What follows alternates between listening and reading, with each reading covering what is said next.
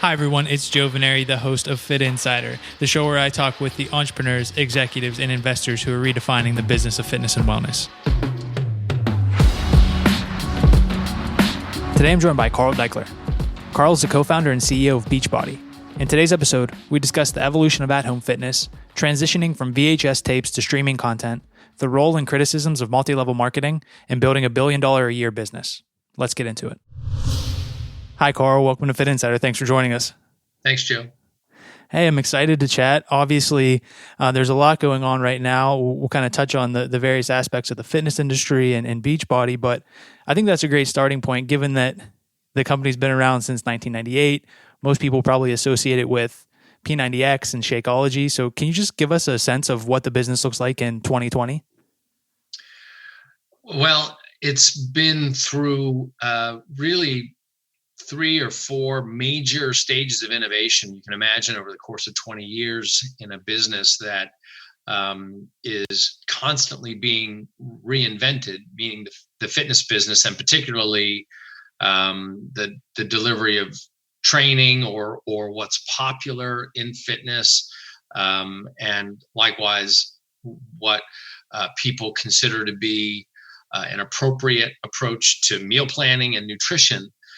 So we've been in this constant state of innovation to never rest on our laurels, which we could have. Frankly, P90X surprised us all. That was our first $1 billion brand, and it could have been like, just keep creating P90Xs. But you can't stand still. And what Beachbody has done has been to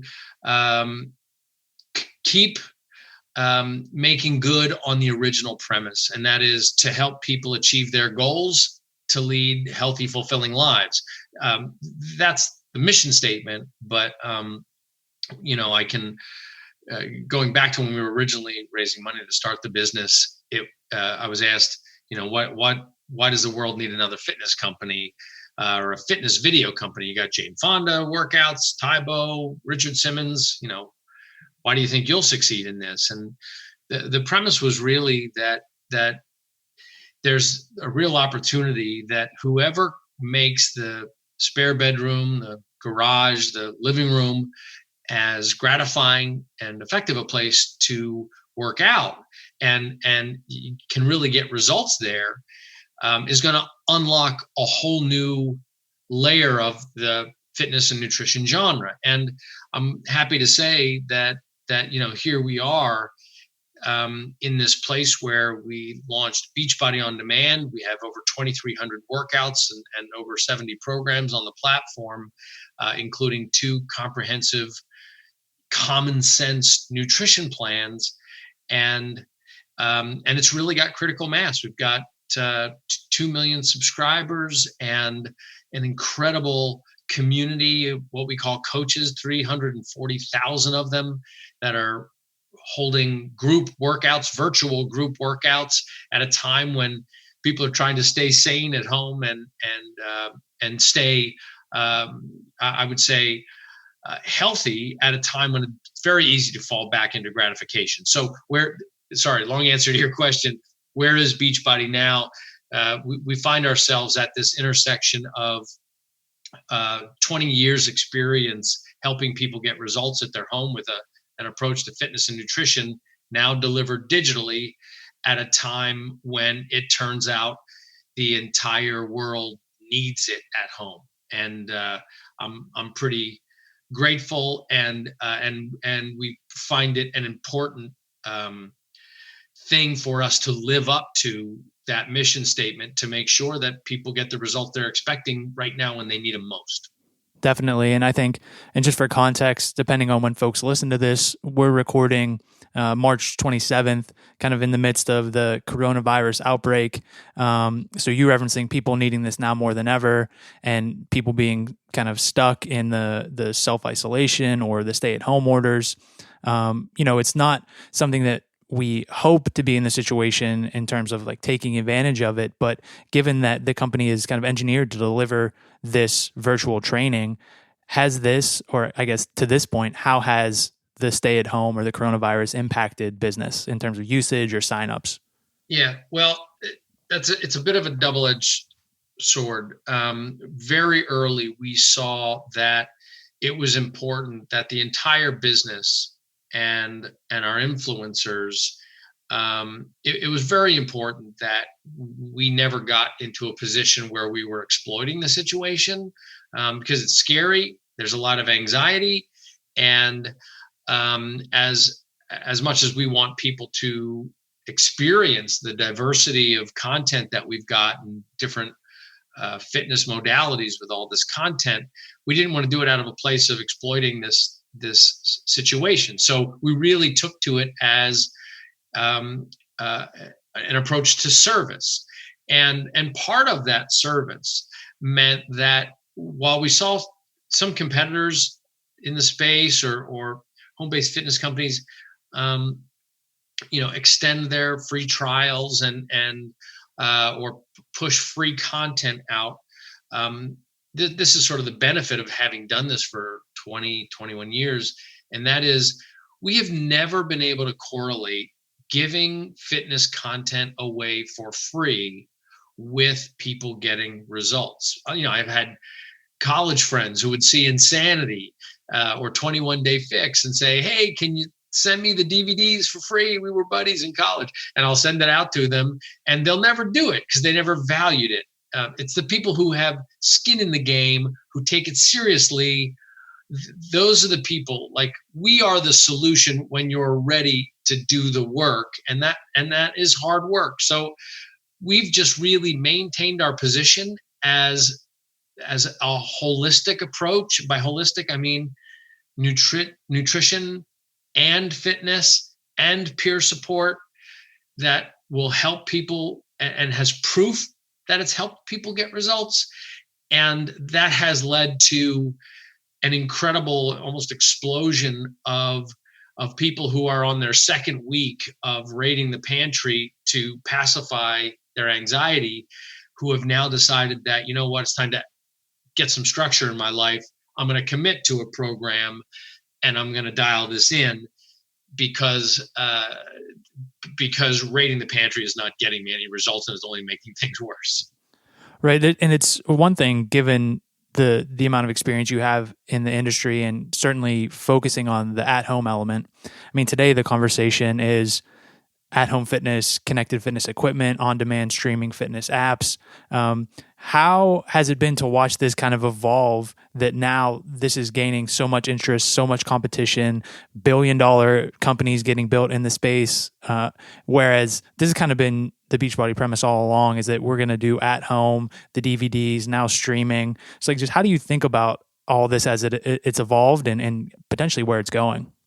Well, we're really different. And I think from outside looking in, it kind of all looks maybe the same. And I get asked, is Peloton our main competitor, or Daily Burn, or, so many, I think there's 350,000 fitness apps in the App Store. And even now, every trainer who can't go work at a gym wants to stream a workout just to stay busy, just to provide a service. But it's very different from what we've done from the beginning. And it really comes from my lack of affection for a healthy lifestyle. And let me describe that. You would think, as a CEO of a fitness and nutrition company, that I would love it, that I would study it, and I'd be fascinated by it, and it would give me great joy. And it's the exact opposite. I can't stand working out. I eat like a second grader. I've had more pizza and quesadillas delivered to the house than I care to confess. But it's because of that I'm constantly trying to solve my own problems. So, for instance, where and I'm not saying anything bad about the other services out there. I think it's great, and there's a ton of demand for anybody who can help people get results. But let's take the business model of Peloton for a minute. You put a bike in your living room, and now you will regularly plug into the stream of classes and do your ride, and hopefully you'll get good results. That's very different than the Beachbody model. The Beachbody model's designed more for a guy like me, who I will resent the bike sitting over there because I won't want to do it. I need to be plugged into a program that is effectively a gateway to getting me started and taking me from a day 1 to maybe a day 90 or a day 60 or a day 21. And it has to be integrated with an approach to nutrition that's going to help me get results. You can't out-train a bad diet. And it's important to me, both because I want to be proof that the products work, but just because of the lifestyle that I want to lead and how I want to feel in my own body. It's important to me that I'm in my mid-50s, that I maintain my health and that I'm not constantly expanding at the waistline. So I have to balance fitness and nutrition. But the way it works for me and the way our content is designed is not to put people into a stream of ongoing, every day you're going to do a HIIT program, or you're going to be, you just sort of plug into this ongoing boot camp. Instead, you're doing phases, and you might, in one phase for you might be, cardio dancing to country music, like Country Heat, or a fusion of Pilates and yoga like Payo, or something, bodybuilding like Body Beast, which is a 90-day program. So we do in these flights of fitness, as it were, with a nutrition plan. And that gives you this variety, this constant reinvention that keeps your living room interesting, or your garage interesting. And that works for me. And apparently it works for a couple million of other people, because this idea of this fresh start constantly, every quarter or so, a fresh start, a fresh approach, helps them stay committed, and helps them prioritize this, because they literally plug into a plan. And it's that structure that helps people like me do it. And it's not for everybody, but it's for the people who choose Beachbody. What do you say in all of that, being very interesting, and when you think about how different people respond to different programs, and how the audience segments and why they're attracted to different things? But one of the things in talking to different executives at fitness and wellness companies that we come back to is, how do we quantify these results? Obviously, with some of the new technology companies, they want to say number of sessions logged, or the usage or the retention, given that they're subscribing to this kind of reoccurring content. But then there's also as we have more and more fitness companies, coming to market, obesity rates are also rising.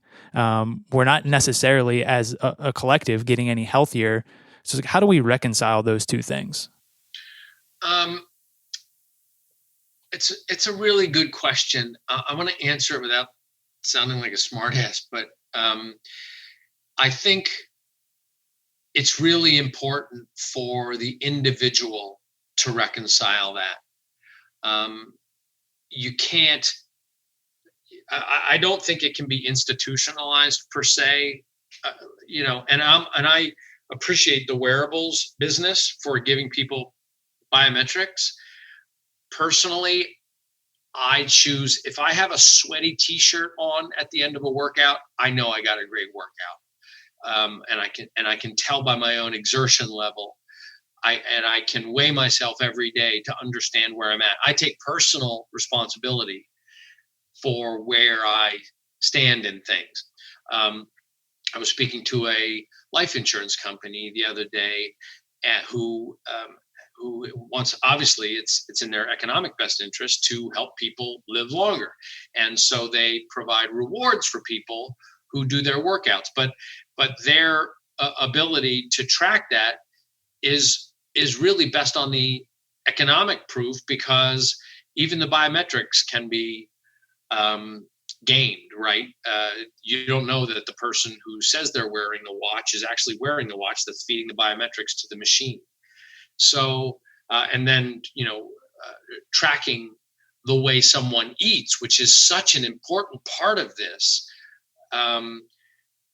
is so critical. But again, the institution, a life insurance company or a corporation or a health insurance company, even your doctor, they're not the ones that are going to are going to get you to choose water instead of soda, or a healthy alternative to a sugary dessert, or how you manage your alcohol intake, all which have such a dramatic impact on the BMI and other metrics which dictate where the trend of obesity goes.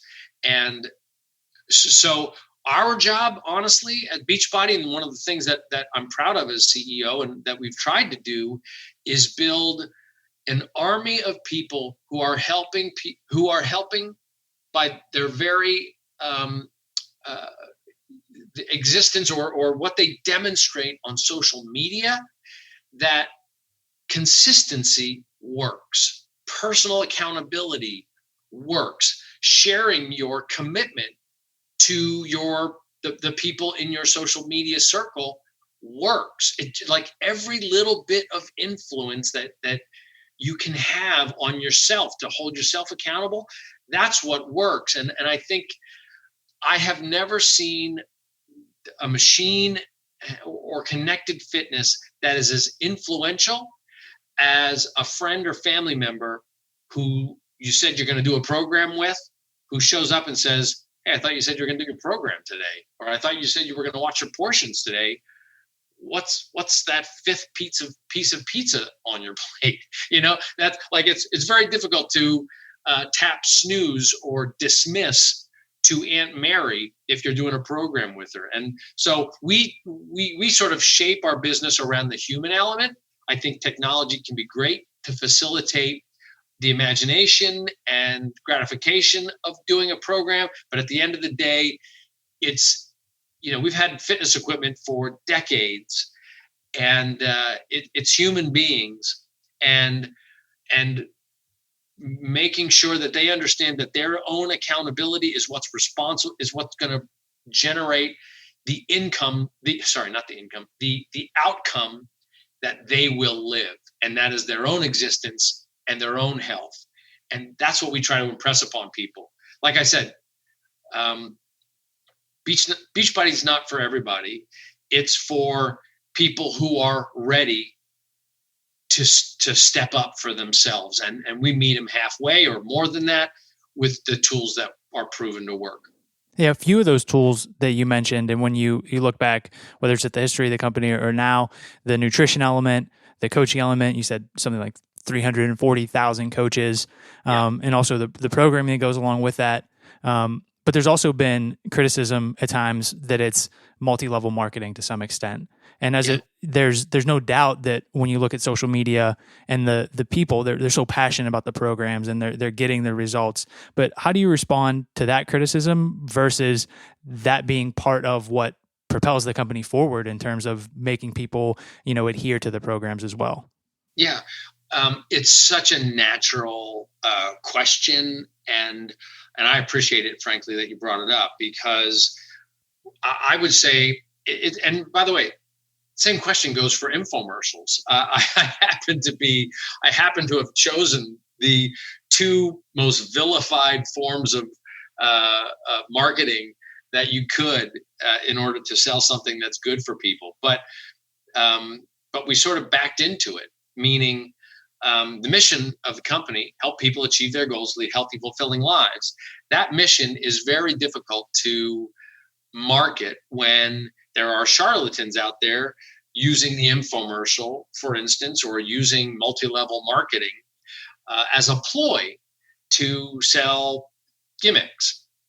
But the media can also be used to influence people into a really healthy ecosystem.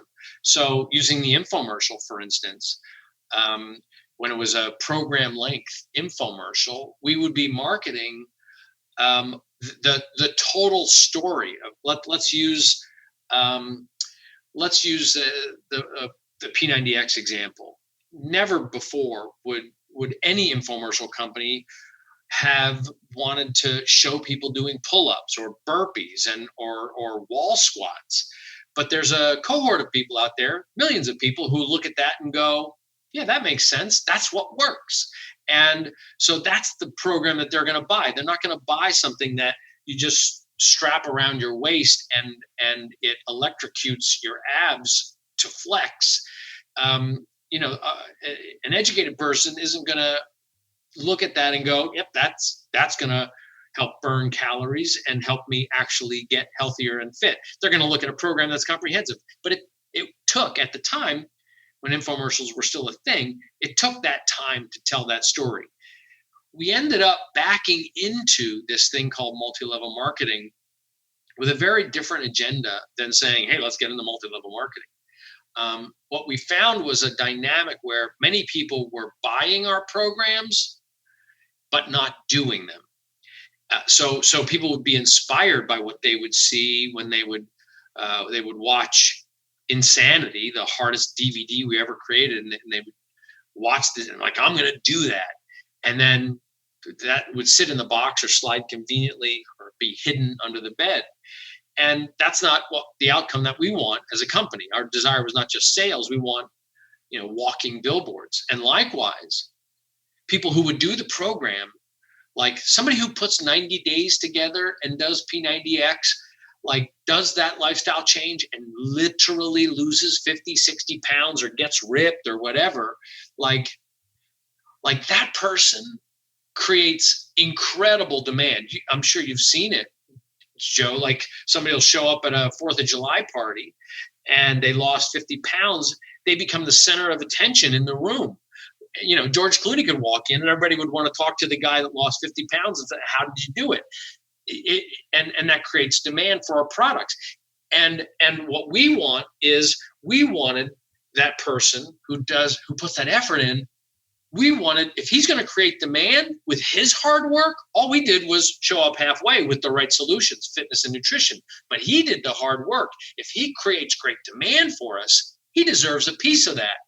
And if he creates demand and gets a piece of that, and those people, if he helps those people get results and follow through with it, because remember what I said, a lot of people buy it but don't do it, and a lot of people would even start it but not finish it. If that guy who was successful helps a group of people get the program because we know it works and it's healthy, they get the program and then he helps them see it through, well, and they become inspirations to other people, he deserves a piece of that too. So the point of this was, if you talk about the trend of obesity, to put the upside, the monetary upside in solving the problem of obesity into the hands of the afflicted, meaning rather than have my company give me some financial reason to live a healthier lifestyle, or my insurance company, what if my decision to change my lifestyle, to eat better, to work out more consistently, actually could give me a source of income, or maybe just pay for the product because I'm just put a little group of 3 or 4 people together, or perhaps became my primary income. You don't have to, multi-level marketing does not mean you're standing in front of a yacht with a Mercedes parked beside it. It means that to the level that you work it is the level that your income happens. So if you just put 3 or 4 people together, you might get your product cost offset, and you're doing what we're hoping that you're doing, and that is helping those people succeed. And this is the main difference between us as a multi-level marketing business and most. And that is, look, there's multi-level marketing companies that sell wine. I'm not criticizing them, but there they are. I personally have no problem going and buying wine and drinking it. I don't need a coach. I don't need influence for it. But when it comes to fitness, I do need influence. I do need accountability. And that's why our distributors, which we call coaches, perform a real service. They're providing value, not just in the transaction itself, but far after the transaction in helping people actually get results. That's the way it's supposed to work. And frankly, the people who come into the business thinking that it's doing air quotes, MLM, a classic MLM, the people who are mercenary about it, they don't last very long in our company because it doesn't cash flow like that. It only works if you are proof that the product works. That means you got to work out and you got to watch what you eat. And if you truly help people get results so that more people then want to be coached by you. And that's a healthy outcome. Long answer, but that's why it's completely different than what the stigma of multi-level marketing is, which is an empty mercenary transaction, instead to being this thing where literally people are helping people achieve this very difficult thing of lifestyle transformation. And you bet those people that do that deserve their half of that revenue.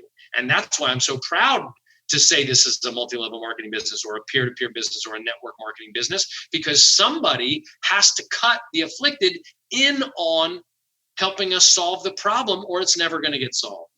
I think it's interesting to hear you describe it that way, and them getting a piece of the business. Just to that point, and I'm curious, and if you don't disclose these numbers or even a percentage, I totally understand. But could the businesses at this point stand alone? Meaning, is it primarily the peer-to-peer network approach that you have the coaches and the nutrition products, et cetera, or is it more or an even distribution in terms of the on-demand training and the platform and things of that nature?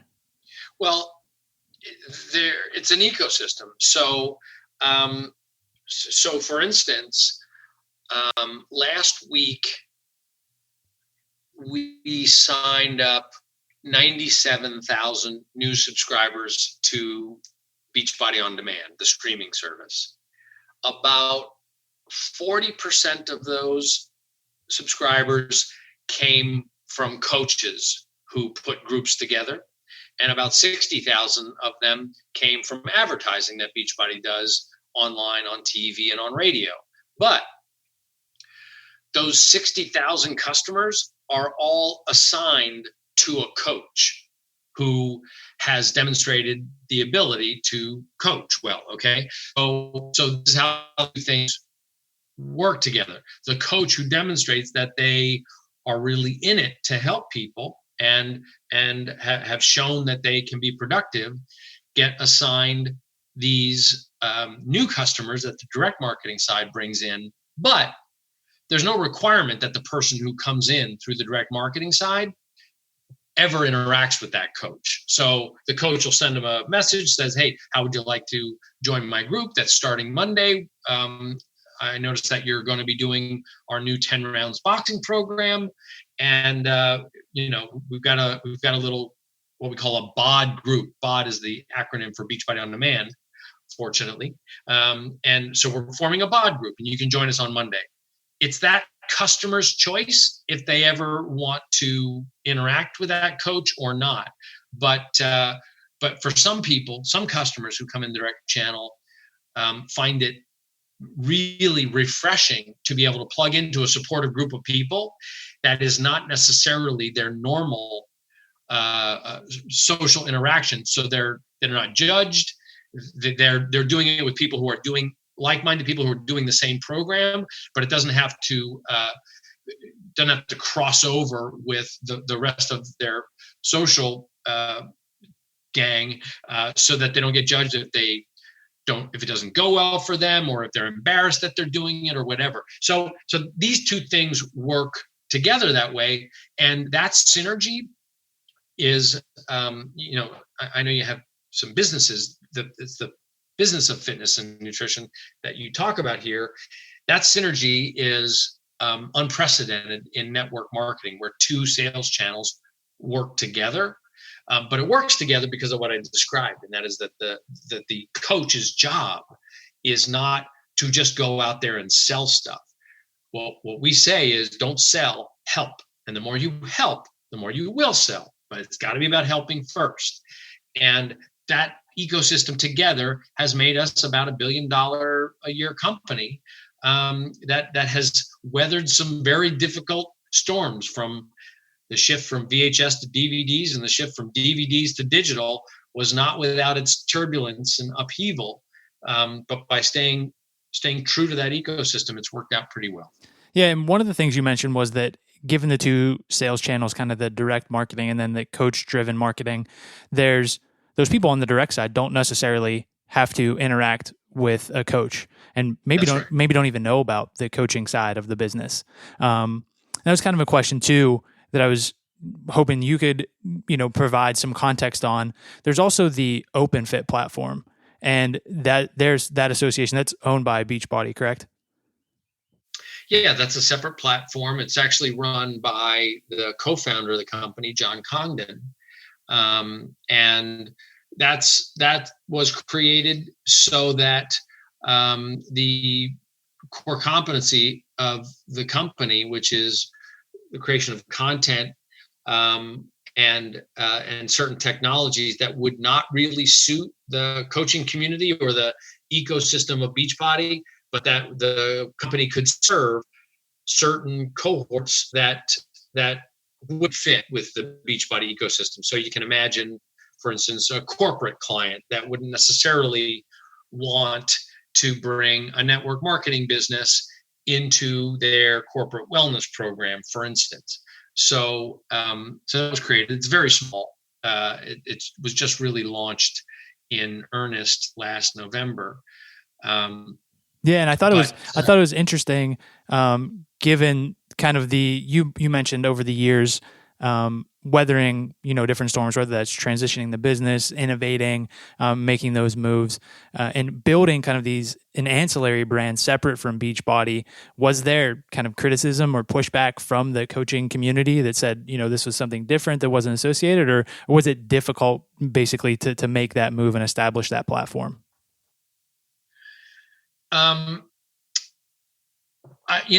Look, when you're dealing with a large group of people like we have with all these coaches, and the perfectly reasonable paranoia about what is a corporation's agenda, any move like that would certainly raise questions. But it actually, that decision was made in order to make sure that we protected the opportunity. It was actually done to protect the coaching opportunity for individuals.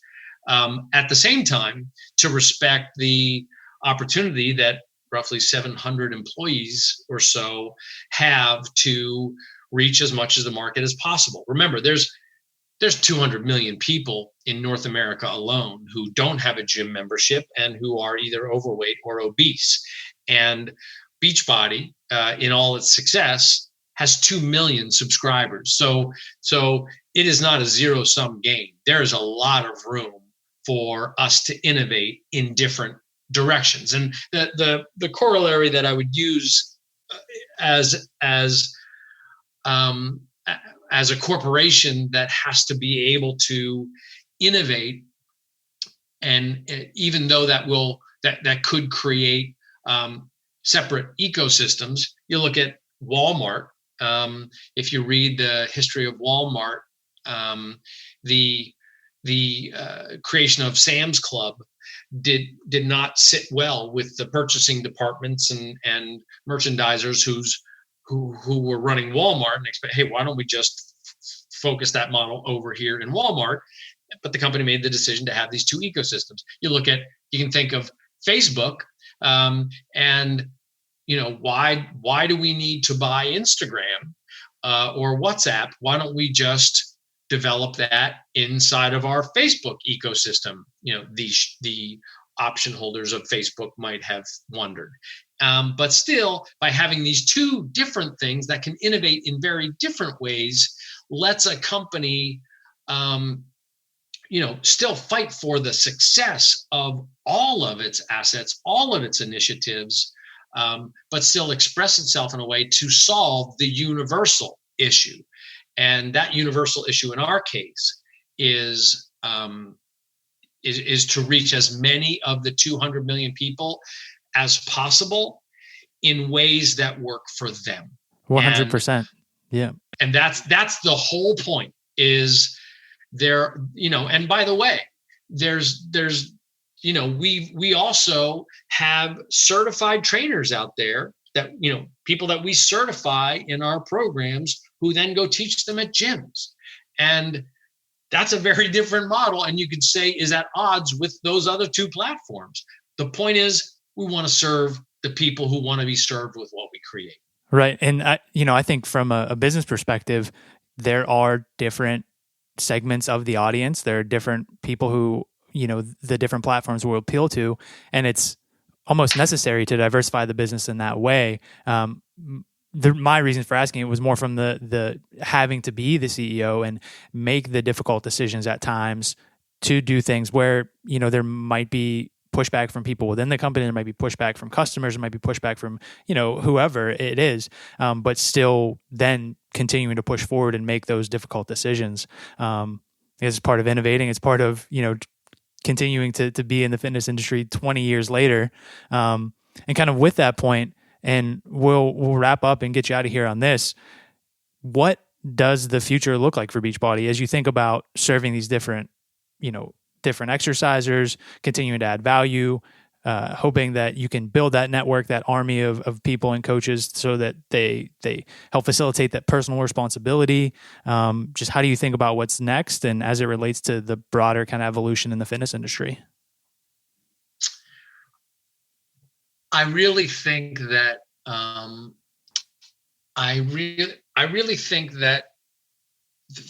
for us, as we create more and more critical mass, particularly within the coach ecosystem, that this very obvious perspective that the assumption that network marketing is nefarious will fade away as more and more people get great results. I think that the more people who feel and find a difference in their energy levels and overall health and well-being by drinking our Shakeology, that at face value looks like it's expensive, but then when you experience the difference of something that's more than a protein shake, which is very careful about its formulation and its sort of whole food approach to supplementation, more and more people will value that decision to supplement and value the value proposition in a way that just grows. And like people will say, congratulations on building such a great company and stuff. And it's super nice and kind of people to say that, but I really feel like what we've done up till now for 20 years has been just a petri dish. It shouldn't be 2 million subscribers. It should be 20 million subscribers. It should be 30 million subscribers, and it should be in 50 countries. And so we've got a long way to go. So it's really scale that I would say is the future, and our ability to continue to connect with people, in both a large way and on a macro sense, so that they continue to have confidence and appreciate the voice of the brand, and a micro level where these relationships between 1, 2, 3, 4 people that never thought that they would have this relationship, but it's unlocked by engaging in a silly little 21-day fitness program where they're working out to music, but watching each other on Zoom calls and feeling better about themselves and holding each other accountable to their nutrition throughout the day. And at that micro level, this big company is affecting people at a micro level where they're just feeling better about themselves and having these special relationships. And that is where the power, and by power, I don't mean in the normal essence of power, that is what is powerful and lovely about this business model. And it's my job to hold that, to protect that ecosystem, sort of hold that space, and not let it just try to grow at all costs, and not let it just be mercenary, but to really keep it human. And I'm surrounded by people who want to do that. So that's the future, is keep it human and keep scaling it and keep innovating. And I guess that's an answer to your question. Absolutely. Yeah. And it's incredible work. And I think as an industry and executives and entrepreneurs that listen in, certainly have our work cut out for us. And the need is there to kind of put that healthy lifestyle and fitness and all the different resources out there to help people achieve those goals. So I appreciate you joining us today and kind of shedding some light, pulling the curtain back on what's happening at Beachbody. And so thanks for making time. I appreciate it, Joe, and I appreciate your podcast. So thanks for having me on. Thanks, everyone, for listening to today's episode. For more from Fit Insider, visit insider.fit.co and subscribe to our weekly newsletter for insights and analysis on the business of fitness and wellness. Then, go ahead and subscribe, rate, and review the podcast. See you next time.